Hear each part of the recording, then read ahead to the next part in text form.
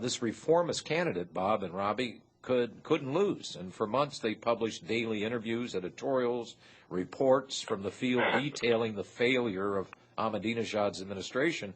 So I guess this begs the question, Bob, if Ahmadinejad is an ex-asset of the CIA going back to the Iran-Contra days under Ronnie Reagan. No, Musavi. Musavi, okay, that explains it. No, okay. no, not Ahmadinejad. He's a professor.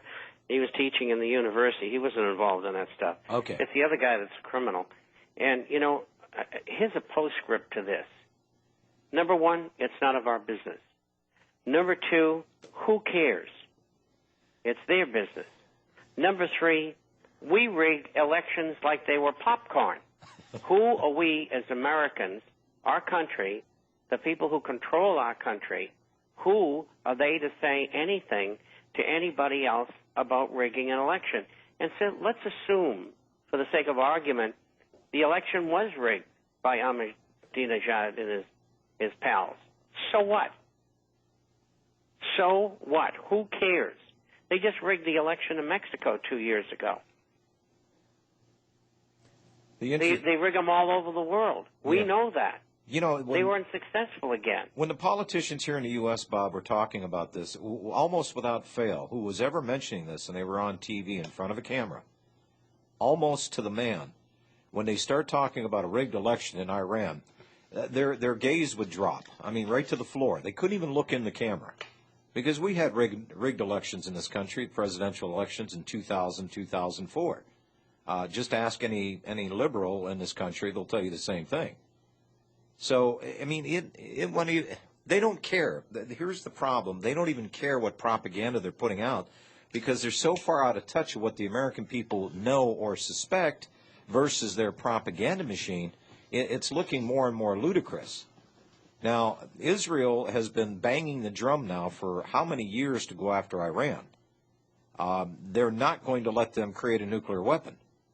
Our own CIA sources, the very people who are over there trying to destabilize that government right now, as they did back in 1953, the American press will not tell you, the American media will not tell you, that the reasons why and this happened when they put the Shah of Iran in, CIA installed him, and then the people over there got a little bent out of shape, and these students that took over the American embassies in Iran, what they were really looking for was the real scuttlebutt and the real deal on how the Shah of Iran got installed, and then we saw what was happening with the Ayatollah Khomeini. These people were miffed. The British were in there before the U.S. in 53, trying to stroke things, make things the way they wanted. These people are being tired of being manipulated from across the pond. They've had enough of it. And the fact that Iran is still standing right now and they don't have war in their country, either declared by the U.S. or its surrogate, Israel, is almost a miracle. And I'm not sure that they want to do this, Bob. If they do go after Iran, I think this is going to, aside from Saudi Arabia, they've been a cooperative agent for the United States for a long, long time. Aside from Saudi Arabia, I think this will be the one thing, and I'm sure they're hoping this happens, that tips the scales. Because if you think about this, what does any other country have in the way of really presenting a threat to the United States or its supposed allies? They don't. Okay, they can't launch nuclear weapons. They can't do squat. So if they keep pushing this thing and they tip the scales far enough, and there is war in Iran, no matter who it's waged by, whether it's precipitated by the CIA to let the United States or Israel or a combination of both go in there, I think this is going to push the entire Middle East right over the edge, because I think they have the idea right now, Bob, that they are alone. Basically, Russia and China still playing politics here. They don't want to get involved. They don't want to go toe-to-toe with the United States because we have the capability of destroying both countries, and they know it. So here it is. It's almost like the old Mexican standoff, is it not? Yeah, I think that's what it amounts to. I think that's it. And they want to have a war, but I don't think they're going to have it there. They'll pick on, dumb little North Korea or something. I don't know. North Korea at least has a couple of nuclear weapons last time I heard. tell you Well, what. you know, I'll they tell go you to San why. Francisco and L.A. I mean, who cares? They're all illegal immigrants anyway. But, Rob, I'll tell you why when we come back. Okay, Why there will be a war. okay, well, from the lips of Mr. Noel.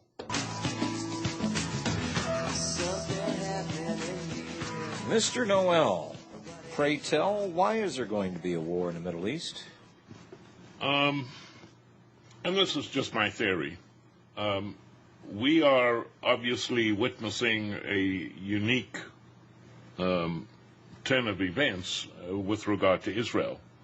And in large part you can thank the internet for this. But for the first time in its 60-year-old existence, the myth of Zionism is being exposed each and every day, and not simply by so-called anti-Semitics, but rather by intellectual Jewish scholars. A book is soon to make its way onto Amazon.com, written by a Dr. Sand, who is a professor at, I believe, the Tel Aviv University. He's the #1 bestseller in Israel as it is. And in his new book that's coming out, I'm not sure if it's been given a title yet, but it peels away the layers of the onion to expose what we've been talking about for a long time. So, yeah, I mean, this is a real threat to the whole basis for the existence for the state of Israel. And I'm sure they will do whatever is needed in order to try and counteract that.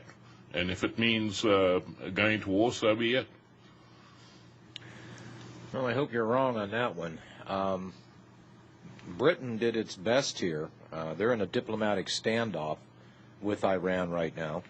It doesn't seem that anything that they're doing right now. Bob, you've been witness to these Illuminists and their band of merry men, their front dummies, for a long time. What would be the next move if they wanted to start that war in Iran or get one started? What would you look for the next move to be? That's a tough question. You know, they've already been infiltrating special forces people, both U.S. and Mossad, into Iran for some time. And they're active throughout the whole Middle East, never mind Iraq and Afghanistan. And I don't know how they're going to trigger this thing. The longer they've waited, the more exposure that they've had as to what they're going to do. People expect that the United States government and Israel will eventually unilaterally go in and in some way attack Iran. And so people think it's coming.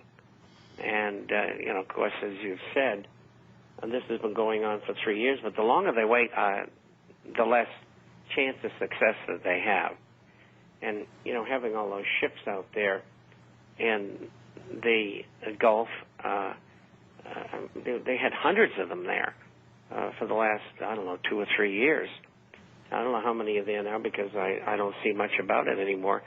But they accomplished absolutely nothing except spend a lot of money on the upkeep and the ships being underway and all of the things that go with it. But, you know, I'm looking for another theater of warfare. I'm skeptical as to whether they're going to go in there. This ploy that they're using here on the election it's just blown out. They've lost. And they're going to have to find a different way. They'll call sanctions because they don't like the election. You know, well, who the heck are they to say, you know, whether the election is good or isn't good? It's none of their business. I mean, Iran is a long ways away from the United States, and they really don't have much to do with them. And, you know, Iran's not the only one talking about putting oil in dollars for trade. I mean, the Russians are banging, the Chinese are banging, and they're saying, look, we want to a group of currencies or SDRs, but we want some gold backing. And so things aren't going all that well for the Illuminati. And they've got their hands full. And as far as the world is concerned in its financial and economic condition, we're seeing some better figures right now, but most of it's smoke and mirrors, propaganda.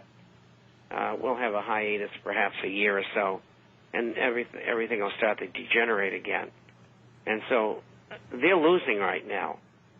And they can't afford to lose, because if they do, everything that they've done is going to be exposed.